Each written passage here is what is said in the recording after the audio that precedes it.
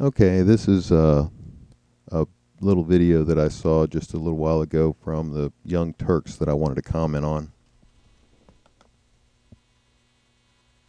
After the interview with Sean Hannity, George Zimmerman decided to relaunch his website so he can collect money for his legal defense. And he also posted a video thanking people who have supported him. Let's watch. Hello. Okay, I'm going to pass through this because you guys can see this if you want on your own. Let's see. George, if you're listening, put a button so that people can comment to you. We can't leave comments. All right, let's go ahead and get back here. Once again, I humbly thank you. This is sick for a number of different reasons, and there's so many different. This is sick for a number of reasons, she said. I guess she's going to tell us why these reasons are. But maybe she should remember that George is in a unique situation. How many people do you know that have ever been put in a situation like this? I mean, it's gone all the way up to the president. How many shooting cases have you heard where a guy is claiming self-defense? He's got evidence of self-defense. He's got wounds. He's got witnesses showing that he was on the ground getting beat up. Pretty much everything pointing in the direction of self-defense. And you got the president saying not only that this is a major case, that we need to change laws and everything else because this is not what was meant by stand your ground. And that's not true. This is exactly the kind of case that we mean by stand your ground. But now these guys want to suggest that George is sick because of this. Ways to kind of interpret that video, right? First of all, he needs money for his legal defense. Let's keep it real. And this is the way he solicits those funds. But at the same time, I feel like, back in the day with O.J. Simpson, can you imagine? So now she's going to compare it with O.J. Now, O.J.'s an upstanding citizen. So, if George acted like O.J., well, then that would prove that George is an okay guy. But he's not acting like O.J. O.J. didn't even do this, is what she's saying. Can you even imagine that O.J. would do something like this? O.J. didn't need the money. Maybe she didn't realize that O.J. has a couple bucks, or had a couple bucks at least, before he got sued. O.J. Simpson doing something like this? Hell no. And is it because society has changed in a way where we're now so obsessed with fame, regardless of how we've obtained? So there's her point. This is what she believes, because this is probably what's in her heart. She's into fame. I mean, look where she is. Take a little peeky peek at her. Got her hair all done up nice. She's a decent looking woman, but you think she's interested in fame? Nah, she wouldn't be interested in fame. But she's going to claim that George is doing all this website stuff for fame. Well, money, because he needs it for his defense fund, but fame. This is what I get from her. In that fame, like we did the story about Casey Anthony and how she was, posting videos, and she seemed like she wanted to get back into the spotlight a little bit. Even as you can see, she's comparing it with Casey Anthony, and you know how Casey Anthony's case was, and I don't know if you followed it like I did, but she was very interested in the popular opinion. She was more interested in being liked and stuff like that. And for a woman who just lost her baby, it was a weird thing. But that's one of those cases that really you can't compare that to this case. This is a case where a man's defending himself. Casey Anthony certainly wasn't defending herself. And after she was found not guilty. Well, to answer your question, literally, yeah, this society has changed. If OJ had happened now, he'd definitely have his own website. You think so? I absolutely think so. I think OJ loves fame. After he got acquitted, he was down in Miami, and Well, at least he admits that OJ would have had a website if he would have thought about it. You know, probably a lot of people will now. It's a great idea because look what's happening. Not only was it now, not only can the media spread their false negatives all day long, all over the TV, but now individuals can get in there and they can gather together the evidence and make their own assumptions based on the real evidence, like we do here on YouTube, where we gather together the evidence. We take all the pieces and put them together for ourselves and make a decision based on that information instead of having guys like this little guy up here telling us what to think. Run into him because we had a news station in Miami that we worked for. Every time anybody ran into OJ, he'd be like, yeah, sure, let's take a picture, let me sign an autograph. Yeah. He would sometimes seek out interviews. He wrote up. Of course OJ was into that. OJ was a superstar football player, and he was also into making movies. That's what he did. And what's that got to do with this case? Book if I did it. Oh, of course, OJ would have done it too. What's changed is society and how we perceive it. And what is with this our website? It's called therealgeorgezimmerman.com. What part of that is about the public? Well, let me explain it to you if you don't understand, Mr. Young. He made that website with money that was donated to him. That's why it's his. Now it's ours. In the beginning, when he created it, he had no money. He just created a little website. You know what it cost to create that website? I think it cost him probably $11 or $12 to buy that website from GoDaddy. So, yeah, now it's ours because we're donating. All the money that he gets right now, all the money he's living on, the fact that he's out of jail right now, every single nickel that he has, the shoes that he's wearing, the flak jacket that he puts on every morning before he goes out or whatever he does. Believe me, that's all paid for by our donations, and we know that. The reason people have cut back on their donations, if anyone wants to know, is because every frickin' time we donate, the court suggests that it's found money, that it's just money that was laying on the street somewhere, and George just happened across it.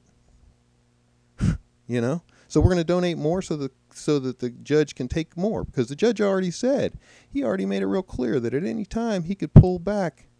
He could hold George in contempt and take this whole thing, start all over, and take him out and make his $1 million bail null and void.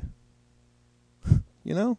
I mean, that is an obvious attempt on the judge's part to deny George fundraising ability. Nobody wants to donate to a hole that is bottomless, that the judge has already said, I'll just reach in there and take some more. I've already taken $100,000 and given it to the bail bondsman, and I'll take more. Because this isn't earned money. You know what, Judge? It's earned money. It came out of my pocket, it came out of my neighbor's pocket, and everybody else that donated. And we earned it out of our hard-earned money. So now you owe us. Was it my gun or his gun?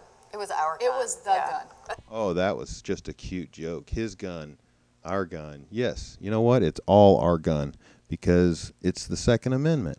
That's exactly what this is all about. You see how they always come back around to that? It's a Second Amendment issue. That's right, and they don't like it. We have the right to bear arms, and we have the right to defend ourselves, and they're not liking it. Look, every time I see this guy, it becomes more and more unbearable. Like, it's starting to physically repulse me. So now he is building resentment for George over the airwaves. He's trying to make people really hate him. He's like, if you like me, if you like my show, then you'll agree with me that George is just a piece of gross crap. And we need to do something about it. Although he doesn't say it, it's insinuated.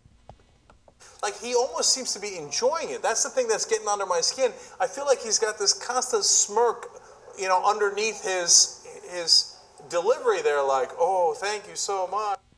Well, look at your face, and you know what? That he's trying to imitate George, but that's his normal look. There it is. There's his normal his normal smirk that nobody likes. Everybody sees it and goes, ugh, ugh.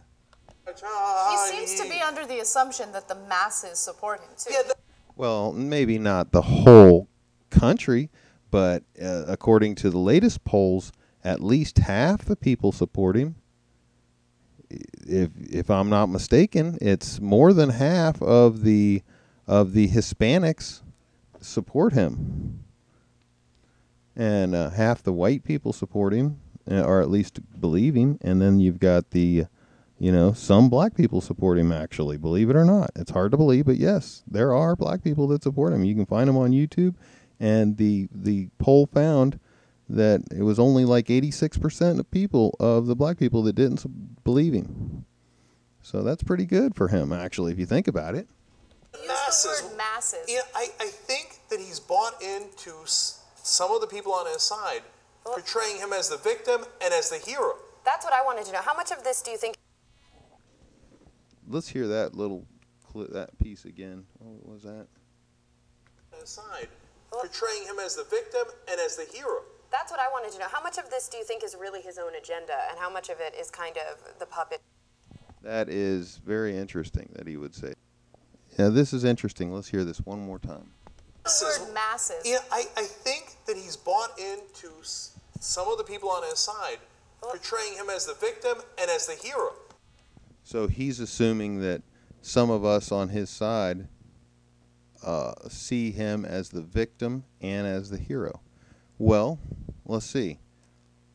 George is out there working free of charge because the police department has been cut so much and is so thin, they have a really hard time keeping track of all the crime. And there's a lot of crime in his neighborhood. So now he sees a guy that's very suspicious looking, and he's dressed similarly, and he's looking around in a similar fashion that you would expect somebody that's about ready to break into a house. So, yes, absolutely, he is a hero because he's doing the job of the police for free. So, absolutely, he's out there keeping an eye on things, trying to help his community. As far as being the victim, well, let's see. He's walking back to his truck. He gets punched in the nose, and it was absolutely a sucker punch. And I don't know about you, Mr. Young Turks, if you've ever been sucker punched, but it is not a bowl of cherries, let me tell you. In fact, in all my life, I was always taught if you're gonna fight, if somebody's insisting you fight, you want to start the fight with a sucker punch to them, because that's how you win the fight. If you can get the sucker punch in, you pretty much are sure you won, even if you're the little guy. Because once you get that in, the guy's dazed. Now you've got the opportunity to finish him off. So that's what happened. So was George the victim? I would say 100% sure that he was the victim. He was the only one with broken nose. He was the only one with damage to his head. The only one with black eyes. There was, Trayvon didn't have damage to his face and to his body and to his head. He had damage to his fist. He had damage to his chest from the bullet wound. Well, let's continue. That's what I wanted to know. How much of this do you think is really his own agenda, and how much of it is kind of the puppet being pulled by? His own agenda? Are you kidding me? The guy's putting up a website thanking people. He told us in the beginning that he would be doing this, that he's trying to keep in contact with us. Really? Are you serious? Puppet? This is his own agenda. This is his agenda. What is his agenda? Well, I'd like to stay out of prison for the rest of my life. That'd be nice. I'd like to not get killed when I walk on the street. That would be nice. Nah, you shouldn't worry about that stuff, George. I mean, you forfeited your life because you went out and tried to protect your neighborhood, and you got your head bashed in. And now you have to accept the consequences of a bunch of people that want to kill you. Accept it. Why don't you just walk on out there and just stand in the street? In fact, go into a town where They're really upset. Chicago, get right in the middle of Chicago. And say, get out there with a loudspeaker. Say, I'm George Zimmerman, and I'm here to receive my punishment. That should be fun. The strings. I mean, do you By think the that lawyers? by the lawyers, by the media, by Fox News, you know, by the people? Yeah, see how she's talking, and then she doesn't want to say it out loud, but Fox News, you know, talking about all the people that she sees as supporters of George. Who are rallying behind him, who are using his story for political means. I think it's a little bit of. Yeah, it's all political means. We're trying to get political means like, you know, we want to stop the people who are trying to use it to limit our gun rights. So that's our political means. How dare us ask that they not try to use this tragedy as a way to limit our gun rights? No, we shouldn't do that. Just like what happened with this shooting. You think for 1 second that this isn't going to be used as a tool to limit gun rights? I mean, when I first heard it, the first thing that popped in my head was false flag. You know, false flag. I'm sorry. It's just too convenient. The timing is too sweet. Come on. Wake up, people. Both, because, you know, in the Hannity interview, Hannity comes in and says, like, now, aren't there people who, you know, tweeted about you, like Spike Lee and the guys who, like Al Sharpton, aren't they the ones really at fault? So he's obviously setting up the same game that Fox News does. It's all. Yeah, it's just Fox News. It's not the fact that all of those people, all those race baiters, are actually going after George. No, they wouldn't be doing that. No, he's just paranoid. And when you're paranoid, you know that you don't really have a reason to be. You know, the fact that people are out to get you shouldn't mean that you should be paranoid. Come on. Black people's fault, and, you know, you were right, even though you shot an unarmed black teenager, etc. There's the unarmed black teenager again. See, he wants to bring in race. He wants to bring in guns. Unarmed black teenager. So now you've got three things in there. You've got the gun, you've got the race, and you've got the age. Just a teenage, just a little baby boy. Playing those divisive games, and they love Zimmerman because of that, because he's a pawn in those games. Yeah, he's a pawn in those games. Right. He wants to avoid going to prison for the rest of his life, so he's being used as a pawn. Maybe it's the other way around. Maybe you, Mr. Turks, you're the actual pawn. Think about it. Maybe you're the one that's being used. Maybe you make a living off of it. Maybe all the money that you make, maybe every penny that you have, your underwear, your socks, the food you eat, it all depends on your race baiting and your gun grabbing attitude that you express on these shows, right? Wouldn't you say? What would happen if you changed your attitude and started agreeing with the NRA? Do you think you would have a job for very long? Let's give it a shot. The lawyers, they're going to get that money. The money that they raise is going to go to the lawyers. Lawyers keep egging them on. But at the same No, that's not exactly true. The lawyers will get some of the money if there's money left over. They're the last people in line. Remember, the first thing that's in line was George getting out of jail. That took a big chunk of his money. The next thing that's in line is his living expenses. He has to live. He needs security. Do you think that security is cheap? Do you think that he just has, like, for security, he has some one guy with a gun? Because he can't even have a gun. And the judge already said he's got to stay in the county. So now, what kind of security is that? People are looking for him in his own county. How hard would it be to find somebody? I mean, you just look around. How many houses are there in that county? And then how many are rented out? Most likely he's in a rented house. How long is, where are the newest rentals? Just go down the line. We've got, 50 new rentals. Let's go down to each one of them. time, time, when it comes to the Barbara Walters story, you get a sense that Zimmerman's a little out of control because Walters comes down there. The lawyers want to do the interview, and Zimmerman demands apparently a month worth of free hotel rooms. Yes. And it seemed like Zimmerman was over. Well, this is his opinion. We certainly don't have any evidence of what the request was. There is no information of that. But let's just say that George wanted the ABC or whoever to agree to, help him with some of his costs if they wanted to get in on the interview stuff. I mean, he's already got his story out. At this point, he doesn't need ABC. The story is out. Everybody saw it. Everybody that wanted to saw it. If they didn't, it's all over YouTube. So what could she possibly bring that would help his case? I mean, all she's going to do is try to neg him, and we already know. I can tell you 100% what she was going to ask, all the things she was going to say, and it all would have been things that would have put him on the defensive. That's all she wanted to do. So that was why, if she wants to do that and she wants to make him play the hard way, then the very least they can do is put him up in a secure place for a month. If that's what really happened. I don't necessarily believe that's the case, but let's just say that he's right. Great. At the very minimum, I would have asked for a lot more. Hey, you want to talk to me?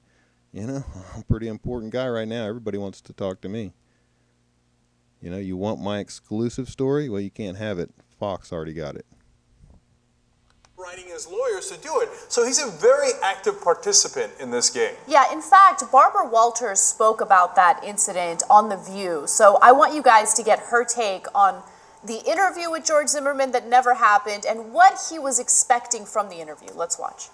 So we flew down yesterday with cameras and so forth for this interview that was guaranteed to take place. Earlier in the day, George had done an interview with Sean Hannity, who had been very supportive to him in the past, and George Zimmerman told me that he was very grateful, and I appreciated his loyalty to Hannity.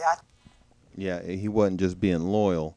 He was going to the news source that wasn't being biased against him, and that would be the only fair thing to do. If you think about it, ABC had, from the very beginning, from the time this case really broke in the news until now, has been totally against him. Just every single clip that you can find from ABC that has George in it is a negative. Every single one. Why would he go out of his way to please you for free? I don't think so. Thought that was fine. Then he promised that after that he would do an interview with me, and we promised that we would run our interview after Hannity's, which was his request. So, we thought I would rather have gotten it first, but okay. So we went down, and when we sat down with the lawyers, and Zimmerman came in, he had already taken off the suit that had been wearing for his interview with Hannity, was wearing a T-shirt. That should have been my first clue. And then his first clue that you were going to say no to his request. I mean, I don't know what the request was. If it was that he was asking for you to pay for the hotel, I don't believe that would break your rules, because your rules say that you can't pay people for their story, if that's what indeed what your rules are. But let's just say that that's your rules, and that that's what he was asking for.